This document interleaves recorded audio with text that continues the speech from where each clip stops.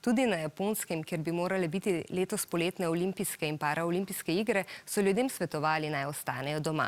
Ta mesec pa so zaprte tudi šole. Otroci naj bi se v učilnice vrnili aprila. Številne dejavnosti potekajo nadaljavo kot pri nas, a olimpijske igre so prestavljene na naslednje leto, predvsem zaradi razmer po vsem svetu, saj se številni športniki niso mogli ustrezno pripraviti. Težava pa je, da je za leto 2021 že načrtovanih tudi veliko drugih pomembnih tekmovanj, zato bo primeren čas zelo težko najti. Na teh igrah bodo kot tekmovalne discipline prvič na sporedu tudi rolkanje ali skejtanje, deskanje na valovih in športno plezanje. Pri tem pa seveda vsi navijamo tudi za Janjo Garnbret, ki je že izpolnila normo za nastop na igrah. Ja, jaz sem seveda žalostna in razočarana, da olimpijskih iger letos ne bo, ker sem se res veselila, da bom končno premierno tekmovala na olimpijskih igrah.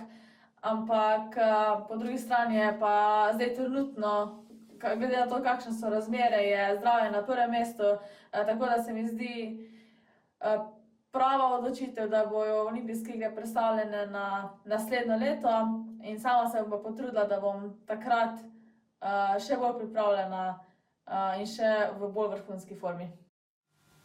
Sploh ne dvomimo, tako kot vi, pa se tudi Janja te dni drži doma in spoštuje vsa priporočila. Da je to zelo pomembno, sporoča tudi vam.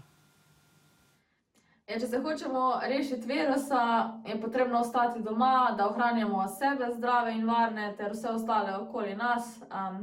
Tako da ja, sporočamo vsem, da ostanete doma, umivajte se roke in da se bomo čim prej rešili virusa in da bomo lahko spet šli nazaj plezati.